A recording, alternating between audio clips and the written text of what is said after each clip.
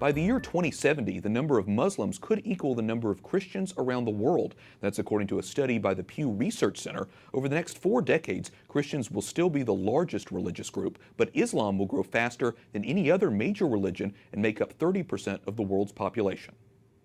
We're joined by Conrad Hackett, Associate Director of Research and Senior Demographer at Pew Research Center, to help us break down the study. Conrad, your study shows the religious landscape in the world is changing at a very rapid rate, relatively speaking. Give us a snapshot of what the trends are and what's going to happen by 2050. Well, the biggest pattern is that while Christians are the largest group in the world, Muslims are growing fastest, twice as fast as the world's population, about twice as fast as Christians, who are roughly keeping pace with global population growth. And in the decades ahead, eventually, we think that if we go out a little bit beyond 2050, that Muslims will eventually outnumber Christians when we get to about the year 2075 or so. It's very interesting. We have a graph that shows that we want to show. It gives you a little bit more detail about the population growth.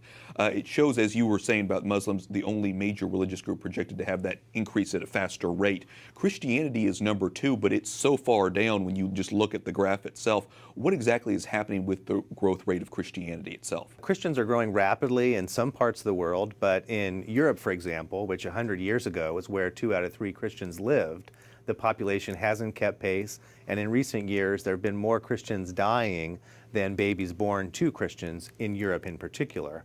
So there's kind of a geographic shift away from Europe and towards Africa in particular and Asia Pacific, where Christian populations are growing.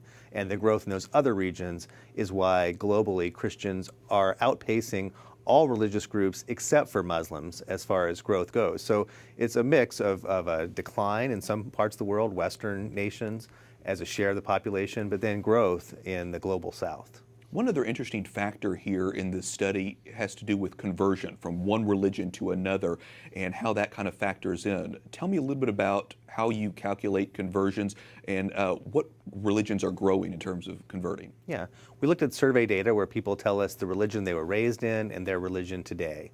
And there's religious change in many different directions.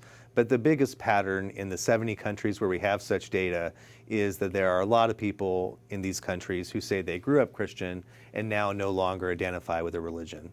And as far as other religions go, there's movement in and out, but the biggest movement is from Christianity to the ranks of the unaffiliated. Yeah, or the nuns, atheists, yes, that sure. kind of thing. Very interesting, and I know that you guys will continue to calculate this, like I said, for the decades to come. Conrad Hackett, Pew Research Center, thanks so much for talking with us. My pleasure, thank you.